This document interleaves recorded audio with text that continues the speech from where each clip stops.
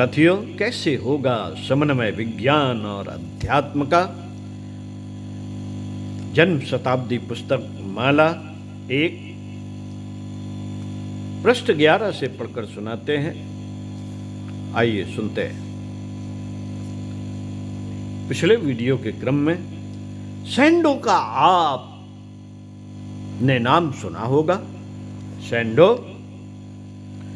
सैंडो का नाम आपने सुना होगा, जिसकी सैंडो कट बनियान अक्सर पहनी जाती है। अपने जमाने में वह यूरोप का एक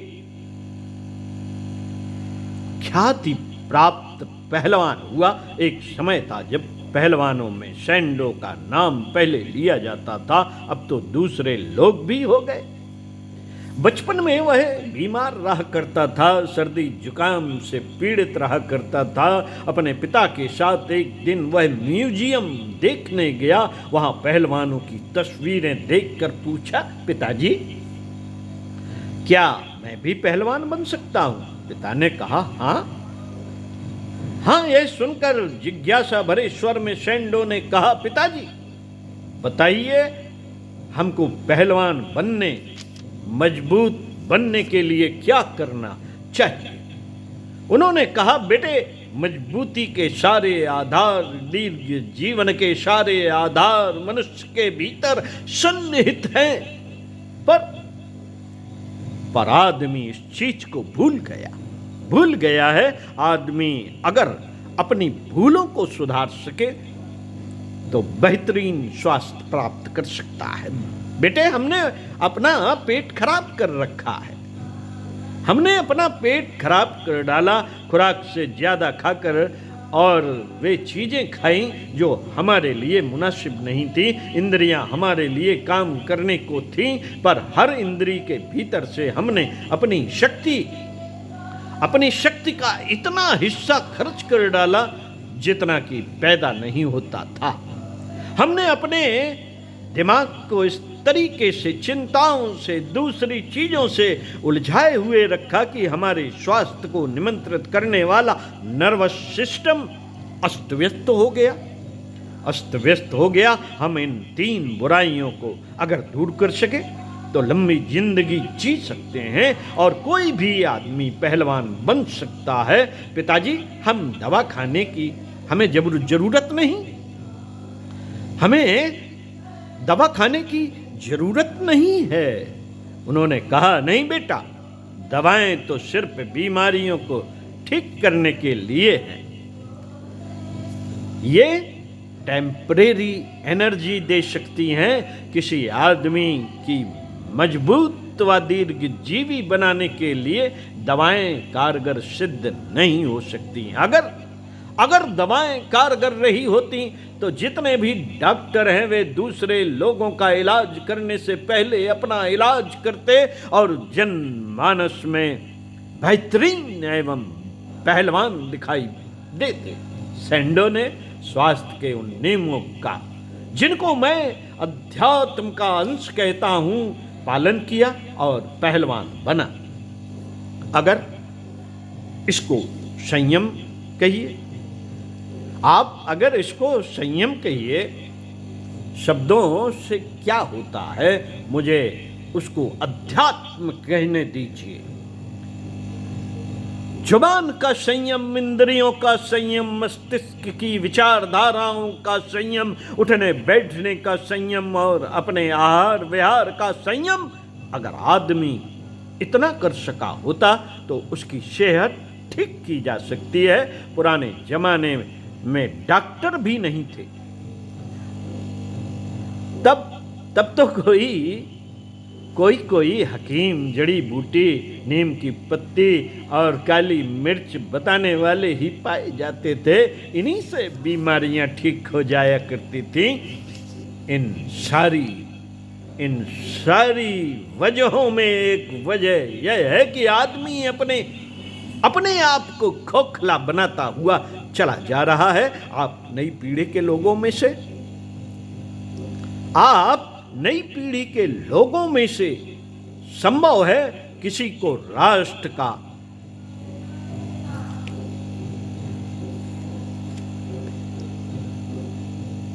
स्वास्थ्य मंत्री बनना पड़े तो मैं आपसे एक निवेदन करके जाना चाहता हूं कि चाहे आप अस्पताल खुलवाना, मेडिकल साइंस पर रिसर्च कराना, पर यह मत भूलना कि आदमी के स्वास्थ्य का मूलभूत आधार संयम ही होता है, जिसको हमने कई बार आध्यात्मिकता कहा है और पुराने लोग पुकारते थे संयमशीलता, संयमशीलता, संयमशीलता लोगों को सिखाई जानी चाहिए।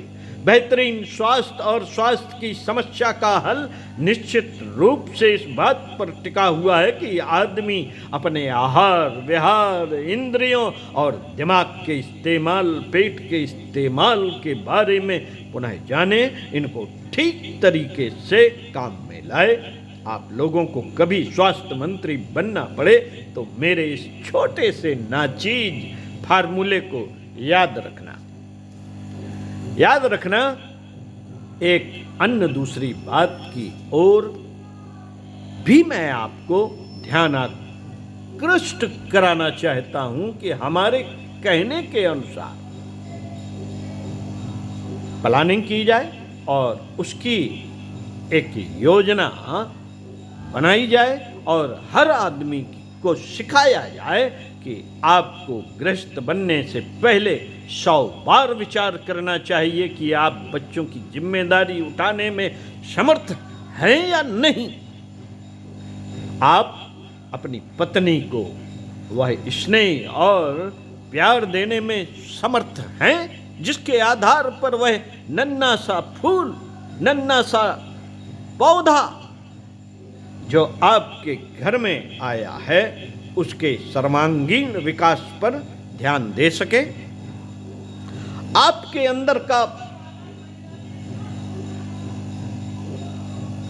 अंदर वह योग्यता है क्या? इंसान की खुराक अनाज नहीं, रोटी नहीं, दूध नहीं, ये सिर्फ जिस्म की खुराक है।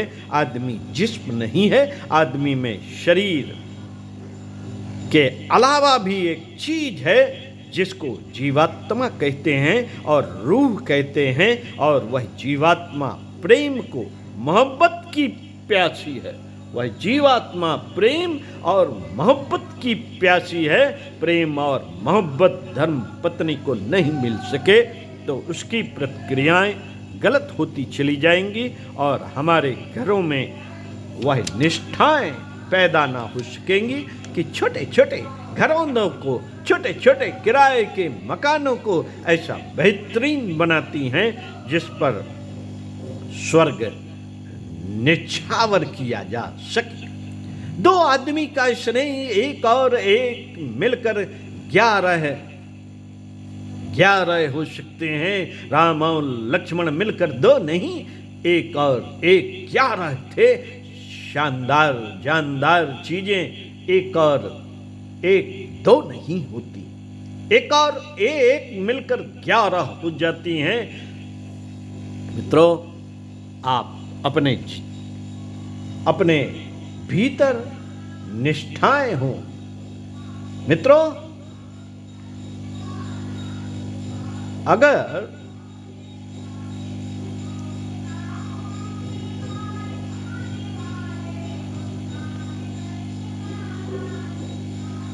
हमारे दाम्पत्य जीवन, हमारे गृहस्थ जीवन गरीबी में भी सुख के आधार बन सकते हैं, अगर आपके भीतर निष्ठाएं हो और एक दूसरे के प्रति वफादारी हो, तो हमारे दाम्पत्य जीवन, हमारे गृहस्थ जीवन गरीबी में भी सुख के आधार बन सकते हैं और एक दूसरे से इतना प्रसन्न संतुष्ट रह सकते हैं कि इसका कोई ठिकाना नहीं। यूरोप के एक गरीब दंपत्ति थे। विवाह का दिन आने वाला था। दोनों ने एक दूसरे को उपहार देने के इच्छुक थे, पर साधन कैसे जुटाएं?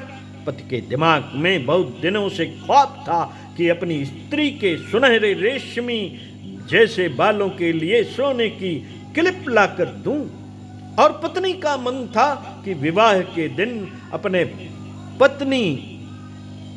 अपने पति को घड़ी के लिए सोने की चेन ला कर दूं, लेकिन दोनों की जेबें खाली थी। स्त्री बालों के व्यापारी की दुकान पर गई और बाल बेचने घड़ी की चेन खरीदने, बाल बेचकर घड़ी की चेन खरीद लाई। इधर उसका पति अपनी घड़ी बेचकर क्लिप खरीद लाया। विवाह का दिन आया तो पति ने पत्नी से कहा, हम आपके लिए सोने की क्लिप लाए हैं, पर आपने सिर पर रूमाल क्यों बांध रखा है? इसे खोलिए, हम आपके बालों में क्लिप लगाएंगे। पत्नी बोली, हम आपके लिए घड़ी की चेन लाए हैं, लेकिन आज आपके हाथ पर यह रूमाल कैसे बंधा है? दोनों ने एक दूसरे के रूमाल खोले तो देखा कि बाल कटे हुए हैं और कलाई खाली। एक के हाथ में क्लिप और दूसरे के हाथ में चैन। दोनों की आंखों में वफादारी और एक दूसरे के प्रति निष्ठा के आंसू बहने लगे। भाइयों, जिन लोगों में इस तरह की भावनाएं, निष्ठाएं हैं, वहां हम यही कह सकते हैं कि दाम्पत्य जीवन में स्वर्ग आ गया।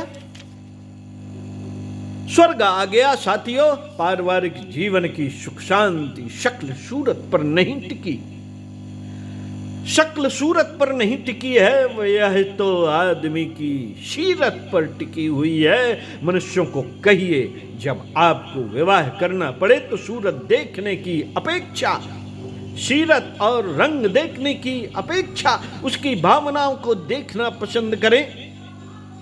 अपने साथी का गुण, कर्म और स्वभाव ढूंढना पसंद करें। अगर आपके पास मोहब्बत है तो आप बच्चे पैदा करने से पहले यह भली बात समझ लें कि बच्चे के विकास के लिए खुराक काफी नहीं, बॉर्नविटा काफी नहीं, अच्छे कपड़े काफी नहीं, स्कूलों के जेल खानों में भेज देना काफी नहीं।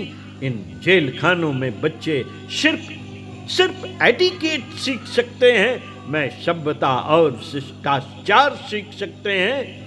वे सभ्यता और शिष्टाचार सीख सकते हैं, पर उनका भावनात्मक विकास नहीं हो सकता।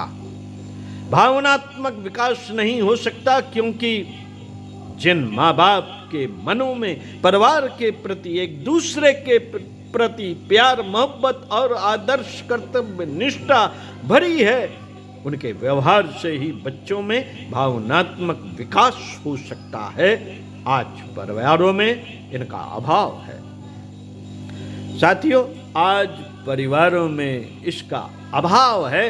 इंग्लैंड और अमेरिका में ऐसे बहुत सारे बच्चे पैदा होते हैं जिन्हें माँ बाप संभालने की स्थिति में नहीं होते और उन्हें अनाथालय में भर्ती करा दिया जाता है। सरकार उनको बेहतरीन शिक्षा, बेहतरीन खुराक देती है, फिर भी प्यार मोहब्बत की कमी से उनका भावनात्मक विकास नहीं हुआ। इसलिए जो सरकारी अनाथालयों में पाले गए उनमें से कोई भी बच्चा राष्ट्र का कर्णधार नहीं हो सका, कोई भी महापुरुष नहीं हुआ, कोई लेखक कवि नहीं हुआ। अधिकांश आदमी उनमें से फौजी होते हैं। वे वही व्यक्ति हैं जिन्होंने मोहब्बत को नहीं पिया। आदमी को मोहब्बत पिलाई जानी चाहिए, खासतौर से बच्चों को, बॉर्नविटा नहीं। बच्चों के पालन के लिए जो वफादारी और निष्ठाएं होनी चाहिए थी वह हमारे पास नहीं है। यही कारण कि हमारे बच्चे बागी हो गए। बच्चा बैठा था इंतजार में कि पिताजी आएंगे, बंदर, भालू और खरगोश की कहानियां सुनाएंगे, गोदी में लेंगे, कंधे पर बिठाएंगे, घुमाने ले जाएंगे और पिताजी साइकिल से आए। बच्चे दौड़े दौड़े पापा पापा आ गए। किसी ने पायजामा पकड़ा, किसी ने कुर्ता, उछलने लगे और पत्थर दिल जैसे हम बच्चों को डांटने फटकारने लगे। भागो भागो भागो यहाँ से, सारे कपड़े गंदे कर दिए। बच्चे सहम गए, माँ की गोद में लिपट गए। सोचा शायद माँ आंखों के आंसू पोंछ देगी। पिता ने कहा, इन शैतानों को संभालो, हमें सिनेमा जाना है, क्लब जाना है। जिन बच्चों ने स्नेह पाया ही नहीं, उनका विकास कैसे होगा? हम शिकायत करते हैं, बच्चे अनुशासनहीन हैं, कहना नहीं मानते, बुजुर्ग की इज्जत नहीं करते और मास्टरों को धमकाते हैं, यूनिवर्सिटी के शीशे फोड़ देते हैं। यही नहीं करेंगे तो और क्या करेंगे? बेचारे छोटेपन से उन्होंने यही देखा और यही सीखा। इसे रोकने की जिम्मेदारी मास्टरों, अध्यापकों की नहीं, वरन उन लोगों की है जिन्होंने बच्चे पैदा किए। किंतु उससे पहले यह नहीं सोचा कि हमारे पास मोहब्बत नहीं है तो भगवान को क्यों बुलाएं। यह विचार करना चाहिए था कि लोहे के दिल, पत्थर के दिल वाले हम विलासी और कामी व्यक्ति बच्चों की जिम्मेदारी नहीं उठा सकेंगे, नहीं उठा सकते। ऐसे लोगों को यह कहना चाहिए कि भावी नागरिकों को महापुरुषों के रूप में विकसित करना चाहते हो और यह चाहते हो कि हमारे देश के नागरिक महान बने, ओजस्वी बने, शक्तिवान बने, नेता बने और महत्ता एवं महिमा को लेकर प्रकट हो, तो उनके लिए दौलत जमा करना काफी नहीं, बल्कि उनमें गुणों का विकास करना जरूरी है। गुणों का विकास ही वह प्रमुख तत्व है जो छोटे और गरीब आदमियों को दुनिया की निगाहों में अजर अमर बना सकता है, अजर अमर बना सकता है। छोटे घरों में पैदा हुए मनुष्यों को बादशाह बना सकता है, ऊंचे पदों पर पहुंचा सकता है। राजस्थान में हीरालाल शास्त्री नाम के 45 रुपए मासिक वेतन पाने वाले एक संस्कृत के अध्यापक हुए। 26 वर्ष की उम्र में उन्होंने पत्नी का देहांत हो गया। लोगों ने कहा दूसरी शादी कर लीजिए। उन्होंने कहा पहली पत्नी की सेवा और वफादारी का जो कर्ज चुका नहीं पाया और आप लोग दूसरी शादी की बात करते हैं। वे नौकरी छोड़कर अपनी पत्नी के गांव में चले गए और निश्चय किया कि इस गांव की एक लड़की ने मेरी सेवा सहायता की, मैं इस गांव की सेवा करूंगा। और कन्या पाठशाला खोलने के इरादे से गांव की लड़कियों को एक पेड़ के नीचे बैठकर पढ़ाने लगे। कुछ लोगों ने मजाक भी उड़ाया, पर वे अपनी निष्ठा पर अडिग रहे। यह देख गांव के भले लोगों ने छप्पर डाल दिया, बच्चियां पढ़ने लगी। लोगों ने सोचा कि आदमी कष्ट मुसीबतों को सहकर दूसरों की सुविधा और राष्ट्र की प्रगति, गांव की प्रगति के लिए काम कर रहा है, उसका नाम इंसान के रूप में भगवान होना चाहिए। फिर क्या था? रुपया, पैसा, सोना, चांदी, लोहा, सीमेंट भागते चले आए और उस स्थान पर वनस्थली नाम का विद्यालय बनकर खड़ा हो गया। हिंदुस्तान में यह महिला विश्वविद्यालय पहले नंबर का है। स्वाधीनता के बाद जब पहली गवर्नमेंट बनाई गई तो इन्हीं हीरालाल शास्त्री को राजस्थान का मुख्यमंत्री बनाया गया। मनुष्य का आध्यात्मिक विकास इस बात में नहीं कि उसके पास धन कितना है, अय्याशी और विलासिता के साधन कितने हैं। मनुष्य की महानताएं या प्रगति की निशानियां आदमी के अंदर की हिम्मत और जीवट है। जीवट है जिसके आधार पर आदमी सिद्धांतों का पालन करने में समर्थ हो पाता है, समर्थ हो पाता है। महानताएं सिखाई जाती हैं, बड़प्पन नहीं, अमीरी नहीं, महानता। हमें लोगों को मस्तिष्क बदलना चाहिए, हमें लोगों के मस्तिष्क बदलना चाहिए। अगर राष्ट्र को महान बनाना हो, व्यक्ति को महान बनाना हो, राष्ट्र को समर्थ और मजबूत बनाना हो, तो हमको लोगों से ये कहना चाहिए कि पहले हर व्यक्ति स्वयं बदले, अपने परिवार को बदले, तब अपने आसपास के परिवार को बदले। दुनिया बदल रही है, सुधर रही है, ऐसे में हम कैसे बच सकते हैं? हमको महत्वाकांक्षाएं नहीं, महानताएं जगानी चाहिए। आज आदमी के भीतर महत्वाकांक्षाएं भड़क गई। हर आदमी महत्वाकांक्षी है और बड़ा आदमी बनना चाहता है, अमीर बनना चाहता है। हर आदमी खुशहाल बनना चाहता है। मैं खुशहाली और अमीरी के